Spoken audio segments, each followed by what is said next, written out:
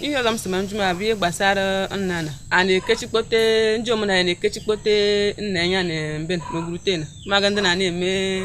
mana bịa na Obollo na-abịa sịgị na ndị nyama na-ekechi nna ya asịgị na ọganijekwute onye ka ọzọ ma ji ihe enweghị ọ na-ekwuti emerete nna bụrụ onye ọma ugbo a na-ekechikpote Nna Enugu Ezike na ya question onye na ya a na-ekechi ya bụ onye ji edo ka ọ bụ onye ji ga onye ji edunu na ịmanụ nwere mgbe ọ ya basị gị na onye ji edu ekechikwa eji enya dị agwamọgwụ okechikwa ndị nna enya asị gị na ofe gị ọ ga na-atụ ụkwụ eje gị nke nkechi nne ya n'ụfa a na-asa na ekechi nne ya onwe gị bịa na ekechi nne ya nọ na ihe na-agwa ji omunufe tactics ha ejiji agwa ji ihe na herarị ji na hedwara ụkwụ ọ ga-abụ ndị chife ga-ji ihe ebe ọ na-enye nsogbu n'ọba ihe na nwoke ya mere those people na-eji ha afa ba ife maji na-eji ha nwụ ma he ndụ ha na-edi ya bịa ọkpara ha chineke kai ma ọ bụ mmanya ha ga na aṅụ mmanya onye mabeghị nwoke because na ọhịa nwere tactics ha na-eji agwa ji ihe onye nwere ike lata ha nya asị gị ji aramama m ọgụma ya na ojesi allow o chere no siri na latare mama no siri na ara mama ya na latare mo nwunye la no siri ara mama mo jesi allow o chere na nwunye siri na latara mama no na ara mama o nwere onye ọzọ nke a mere m na-echi my immediate junior brother ya na nwunye ebe onye hapụ ma he bụ na Nsukka at erulo na Nsukka nwonye bolata osije na jiri na be ogbona ejeme mo vi yogota na emecheri ka ha meri ovi ya ogota ya yomanya nwere ke jere ya yoma yore ma ajo ga mecheri gana gini bi ha no meri undi shi yari nwonye fe jide nwonye ke nwe so yeba na sina de kecha ya fa ile bo o nwere bia na kecha ndi shenya no nde nwonye fe na agwa uzawo o ye ya gware ji na no we ka ji o ga bu ji ni fe o ga ji fe ba ni mata attack ya kwa no bu na nwunye gị ni iwota gị ga na eme gị no lada ijudo ni o chọrọ ịka o iso tuta ya manu na je ta ilele so that is judo me sa azala eselele morjore nkwo kwuru mega magisa na ma gonje bishon na mere nyifu na mere ganya ya gị na agwa ga na ya laba na ya so na ogute mbe na anyị nọ gịnị bụ eji mara mbe na anyị nọ na ọcha okay mbe nya anyị nọ secretary mbe nya anyị nọ be agụ Obollo-Afor ya chief custodian of Obollo-Afor traditional ni na anụ maka enwetacha ma fana na mmemme fata ile be nyere ya bụ onye isi ya chief priest Obollo-Afor ihe mere anya nọ n'umenye bụ na emegotere emume afa no isi Obollo-Afor be nna onye isi ya bụ nwa enyi gbakwara onye isi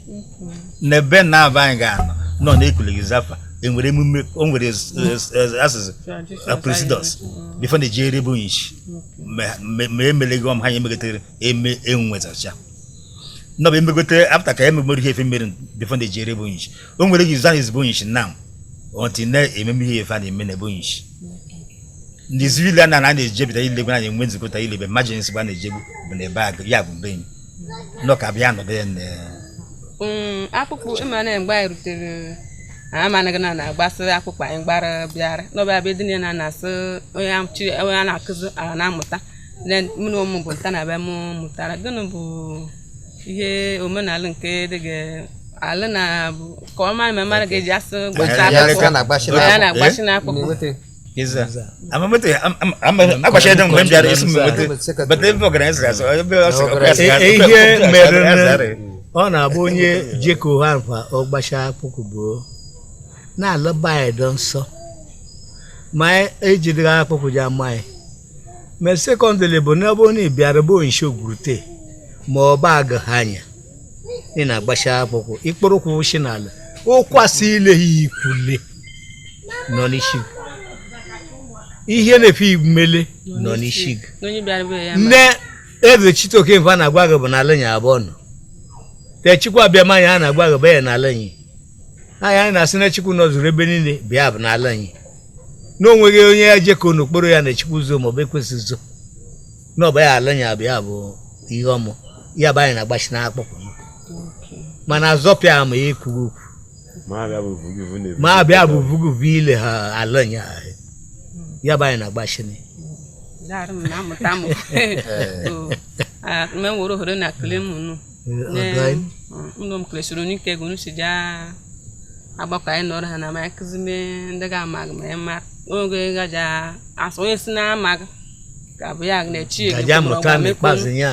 ne ya na kwa na ndị sojete ndị ga-amag gbogote nwere te ndị ọgara ga-amag gbogo onye ọmụmụta steeki na-emeri dị ige eme gị mani na-emeshuri na me klesuru ni ke asonu darụ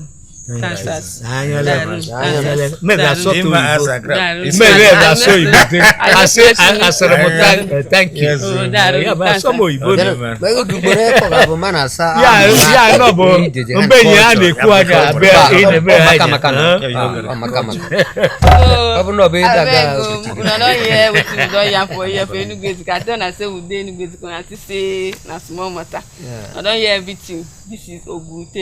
Tradition. If you mess up, no talk stand, no tell you. Wetin make I carry am come for food table, make you for hear am from elders mouth. Na make you know say they say, we say, they can't say. Today you don hear am from the main people wey matter for Ogurute. Yes. People wey na then they talk about the tradition. If you go there for Agụ in Ogurute house and the rest. So don't forget to follow all my social media platform, Facebook, Instagram, TikTok, and don't forget to subscribe to my YouTube for more videos so that we'll all learn together. Thank you very much. You see your girl, Nna Art and Craft like. So, cha-cha. Thank you.